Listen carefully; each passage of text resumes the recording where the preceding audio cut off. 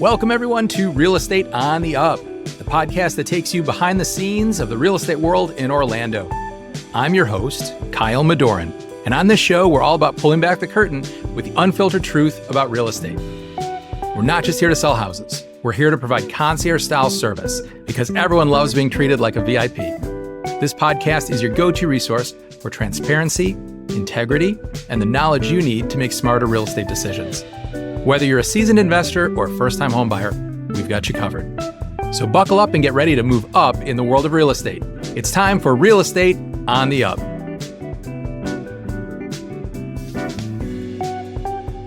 Welcome back to Real Estate on the Up, the podcast where we dive into the stories, strategies, and successes of real estate professionals who are shaping the industry. Today, we're thrilled to have Jason Coley with us, a realtor who, along with his wife, Renee, has been making waves on Florida's Treasure Coast for nearly 2 decades. Jason and Renee, both South Florida natives, relocated to the Treasure Coast back in 2003 and quickly established themselves as a dynamic duo in the real estate world. Jason's hands-on approach with buyers and sellers, combined with Renee's behind-the-scenes expertise, created the powerhouse known as Team Coley. Their reputation for integrity, trust, and delivering results has earned them accolades and respect across the industry.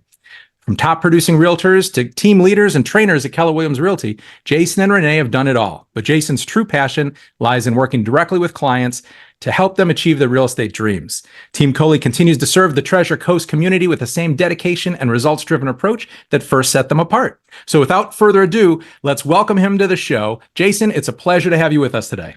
Hey, Kyle. Thanks for having me, man. I appreciate the invite. Absolutely. It's going to be neat to talk to a professional like you who works in a different part of the state than we're used to chatting about. We focus a lot on Orlando, and you're located on the Treasure Coast. And we may have some listeners who don't know exactly where that's located. So tell us a little bit about that area. So we have offices in Stewart, Port St. Lucie, and Vero Beach. So the Treasure Coast kind of goes basically from Indian River County down as far as Martin County. We also have an office in Jupiter, but that's the Treasure Coast area is the northern part there. Lots of great things happening on the Treasure Coast, obviously. Yeah, I love Jupiter, Port St. Lucie, a beautiful area there. What drew you to that part of the state? Because you and your wife are both originally from South Florida. So Renee and I live down in Broward. That's where we grew up, both of us, both Florida natives. And when we were down there, we started looking at houses. And as we were looking at houses, even back in 2000, when we actually did the move, the market was a little bit above our budget. So we started kind of looking north. We actually ended up first in Loxahatchee.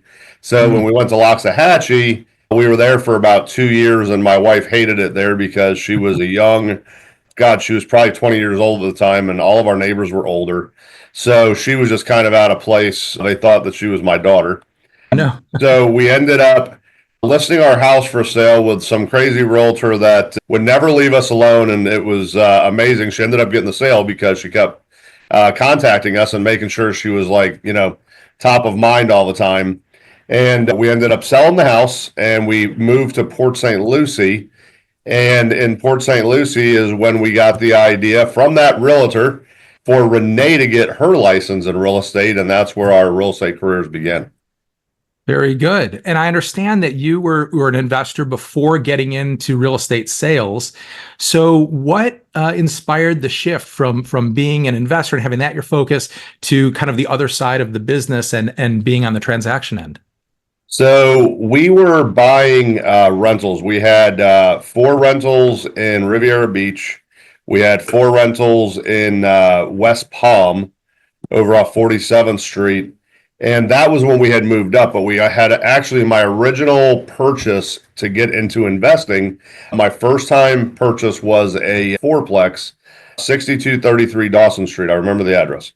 And Renee and I lived in the living room, and our son lived in the bedroom. That was his room, so he had a normal setting. And that was how we got into real estate. It was just buying rentals, and it was never intended. It just happened. We happened to be good at it and kept doing it. And then, like I said, Renee got her license, and she was doing so good without even wanting to have to talk to people because she's a little bit more of the behind the scenes type of person. She got me to get my license. I quit my job at FedEx, cold turkey. I called in dead one day and went into sales, selling houses. That's great. Well, it's obviously a very successful move for you. It's been wonderful, and you guys have achieved great success. And one of those things that obviously you were recognized pretty early on in that process of being a top producer, being very good at what you do, and you became a team leader for Keller Williams. You did that for a while, now transitioned back into sales. So tell us a little bit about that experience, what that was like leading a brokerage, and then why you decided to jump back in with your customers. So Renee and I went to work first for a small company in Fort Pierce, Raised Real Estate, and we were happy as can be. They were feeding us leads, and it was a great company. Well, Keller Williams, always is looking to recruit. That's what they do. They're a training company, recruiting company, great company. And basically, they got us over. And when I first went there, I went there just to sell. It was never intended to be a team leader over there. And within probably a couple months, if even that, it was probably less, they asked me if I would consider doing the team leader role. So I went into the team leader role. It was a little bit of a process, did that. Renee ended up becoming the MCA. So she was the money girl in Jupiter, and I was the team leader in Stewart. When we were at Keller Williams, it was not really Keller Williams. It was more like Keller Who. Nobody knew who the heck it was, and I'm not kidding about that. Wow. So, as fast as I would recruit in, people would leave. It's just the way real estate is, unfortunately. And it was just a nonstop revolving door of phone calls, building relationships. That was the best part about KW is I actually went to all the different events around town. And so I got to know a lot of good people in real estate. So it did help me. We did well where we were at when we were there. And then we decided, hey, listen, it's time to go back into sales. The market's, getting hot, and let's get back into sales. And we went back into sales, and we've ever since then, we opened the brokerage, and, we have 175 agents that work for us, or we work for them actually. And we just sell houses. That's terrific. So you've been able to grow this using your vision. And what do you feel sets you apart? What is different about your perspective of the industry that's allowed you to be such a great recruiter and grow your brokerage to the extent that you have? I'm not going to lie. When we grew the brokerage, it was kind of a natural thing because we were doing so much business in the area. People kind of just came over. I mean, it was just a natural thing for people to come over. Now it's gotten to be a lot more of a recruiting market where people are actually really recruiting. They get pretty serious when they're doing it now. But what set us apart, I think, was more of the family atmosphere where we actually are the real people on the road doing it. We're in the trenches with the agents. Most of the brokerages you would talk to nowadays, if you talk to whoever the broker is, they generally aren't in the trenches and don't really know what the market is. It's okay to talk about, hey, I can sell this and I can do that. But I have a saying that my wife hates is those who can do and those who can't teach. And I don't mean that against school teachers. I mean it in sales. It's something that if you're a good salesman, you're going to sell. If you're not a good salesman, you're going to probably sit on the sidelines and teach. I think that's a great point. And you've obviously been great at doing both, which is unique because that's not very common. Yep. Now, you entered the business quite some time ago, 2 decades ago, and there's been a lot of changes since you got into the business. Some very significant things have happened. What have been the biggest changes that you feel customers, buyers and sellers, but also real estate agents should be aware of if they're looking to get into business now? And let's say, for example, because we hear this a lot where people say, oh, my best friend was a real estate agent back, in 2010. And, they told us we should get involved. It's a great business to be in. So what have been the biggest changes that you think have influenced the current marketplace? So I think the biggest thing with real estate is everybody thinks it's easy. Real estate's not easy. And it's something that even if I feed you leads all day long, Kyle, it does not mean that you're going to be good at real estate. I can meet with 10 people this week and think that they're all 10 of them are fantastic. And at the end of the day, none of them are very good at sales. And then you get somebody that you would think has that background or doesn't have that background, rather. You talk to them and you're like, well, I'm not really sure about this guy. And then they just naturally have the skills to be able to close people. The biggest thing with real estate from back in the old days when I first started to now is the customers don't need us. like they used to. We used to have to give them the information, and thanks to the old internet, now they're going online, and a lot of times when they call us, they know more about a neighborhood or a house than I would probably ever know. So you have to make sure that you're on your A game. Make sure that you're looking at everything at all times when you're working with these customers. Because if you're not offering them any kind of a value, why in the world would they want to work with you if they don't think you know what you're talking about? Yeah, there's so much information at their fingertips.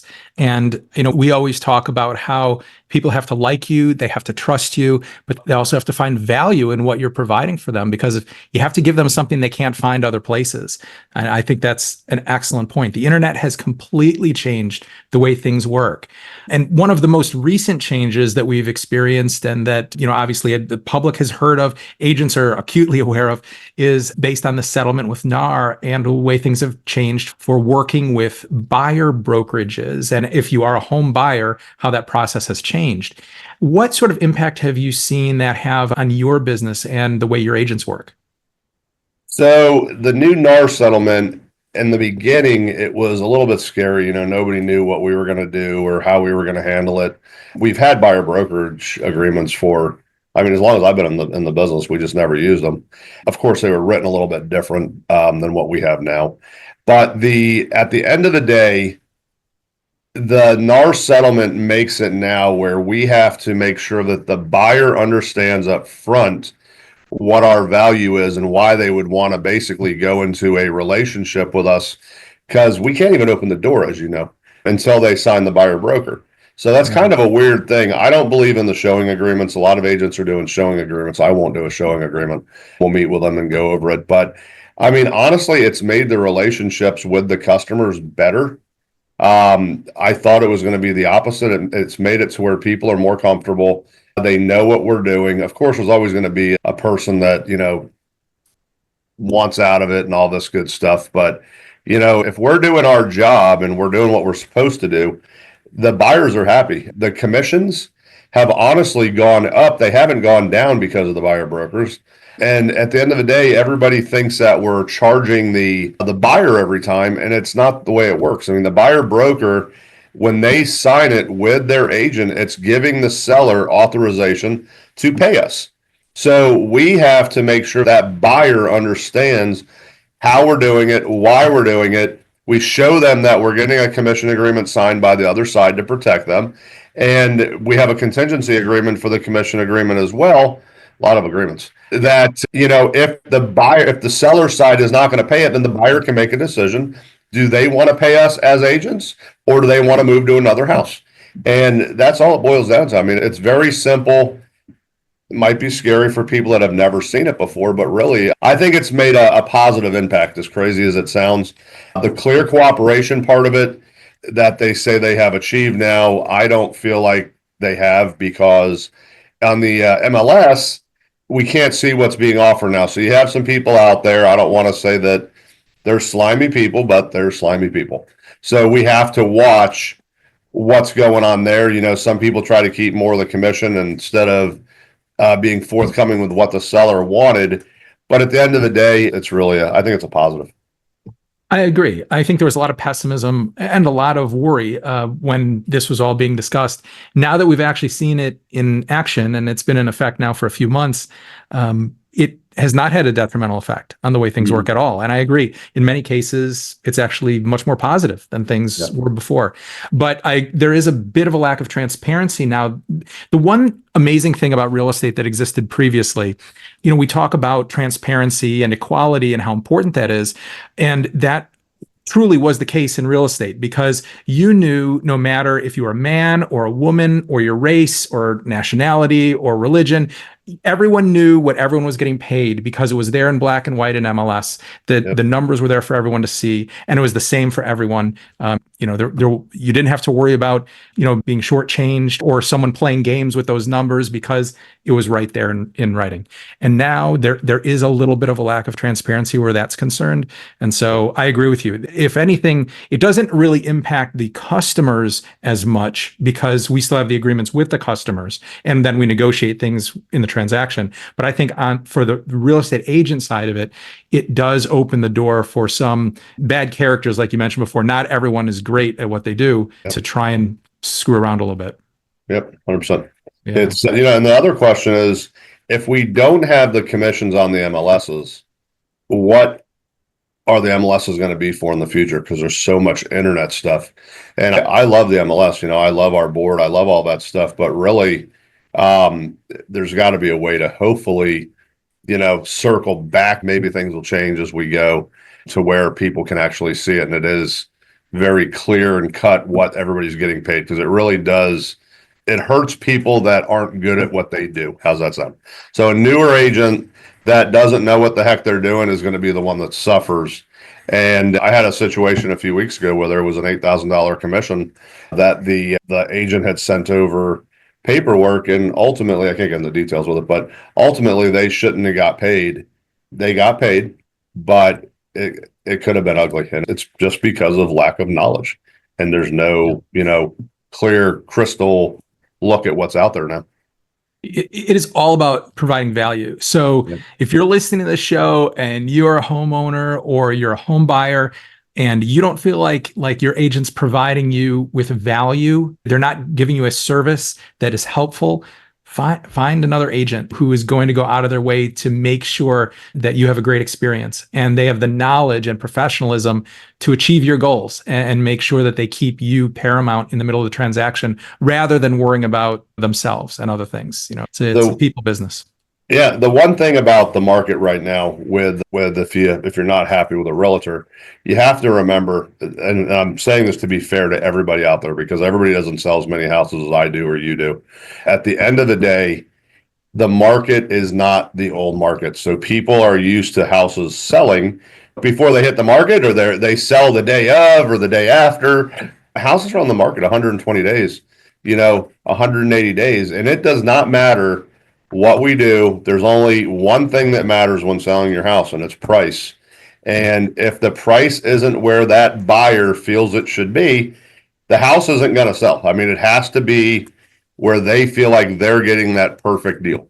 So long and short of it, I'm sure when your agent comes over or whoever you're meeting with, a lot of times we'll take listings because the seller will tell us very clearly that after a few months, they're going to go ahead and reduce the price, or even after a few weeks. A few months is too long, but a few weeks, reduce the price, and then they forget those conversations. And it puts the realtor in a bad spot, especially when we've brought you over the comps, and then the seller feels like they can price it themselves better because Uncle Joe told them what the price should be. And that's where the problems come in. So remember, it's like a stock. If you buy a stock for $20 and the market has dropped to $17, you can't sell it for $20 anymore. Period. End of story. So just remember where you're at and make sure that you're in a good spot there. Yeah, a property is only worth what a buyer is willing to pay for it. And 100%. You have to price it accordingly. So strategic pricing is so very important. As you mentioned at the start there, we're not in the same market we were in during COVID. It's completely different now. And so you have to have an agent who can help guide you and understand where that strategic pricing will be. And will also make sure they're doing everything they can to get you the exposure and get you in front of every prospective buyer who would consider that property, because there's fewer buyers shopping right now until interest rates come down a bit. Yeah. No, it's definitely tougher. And even when you reduce the prices right now, Kyle, it's one of those things. Every house isn't selling. It's the craziest thing I've ever seen. And I've had houses that were priced so good, and people are afraid of interest rates are still high. Let's be honest. But really, they're not. My first house, when I bought it back in, I want to say it was 1997, it might have been 98. When I bought my very first house, I was a young guy, and my interest rate was 7%. And I was happy as a pig in mud. And, now, I mean, what are we at, like 6.75 or something like that? But it's still good. It's not bad. I mean, it's all relative. It's all relative. And I've never been in that 15% or 21% market. I'm not that old. I might look it, but I'm not. So my parents were telling me stories about that. Yeah, and people were buying houses. And it's, at the end of the day, if you can buy a house and afford to buy the house, you're still better off than renting, no matter how you slice it up. Yeah, absolutely. I agree. It right now, there may be a narrower gap between where your parent payments are going to be, but in the long run, for wealth building, and there's nothing that's going to give you that advantage, Yep. of owning a home versus renting it. I Yeah. know that young people especially seem to like the flexibility of renting because they're not tied down. But you sacrifice the ability to start building wealth, which is the main way that Americans are able to build a nest egg and pass it along and build that generational wealth is through real estate, through home ownership. Yeah. Yeah. 100%. No, it's very important. Very important. Very much. So I wanted to leave us today with just a note for everyone. If you live in the Orlando area or you're a real estate agent from anywhere, and you are looking to purchase property or sell a property potentially, if you own an investment property in the Treasure Coast, this is the team to talk to. I want to give you a chance, Jason, to let everyone know how they can get in touch with you if they have any questions or they'd like to discuss real estate at all. What's the best way they can reach you? So my cell phone, I still answer my phone. If I don't answer, it's because I'm with somebody. But my cell phone direct is 772-201-5229. My email is Jason, Jason, at teamcoley.com, teamcoley.com. Or, of course, you could always go to teamcoley.com, look me up on Zillow, wherever. And I'm always happy to help. If there's an agent that wants to get into the business or make a change, I'm always here to help. Even if you just have questions, I'm happy to help. There you go. It's a beautiful part of the state, and certainly this is the team to join. So, Jason Coley, thank you so much for your time today and for joining us. This was a great conversation. I really enjoyed chatting with you. Yeah, Kyle, I appreciate it, man. And I think this will be fun to maybe do again down the road. Sounds good. Yeah, absolutely. Best wishes to you, and thank you everyone for tuning in today. Take care. Absolutely. Thanks, sir. As we conclude another eye-opening episode of Real Estate on the Up, I want to express my appreciation for joining us. Thank you for being a valuable part of the Real Estate on the Up community. Your time and engagement mean the world, so make sure you subscribe and leave a review. Your real estate goals are my priority, and my team and I are here to provide the personalized attention and service that have earned us high recognition. If you have questions, need guidance, or are ready to make a move, don't hesitate to reach out. I'm just a message away. I'm Kyle Madorin, one of Rate My Agent's top 100 in the United States, signing off. Until next time, take care and make those real estate dreams a reality.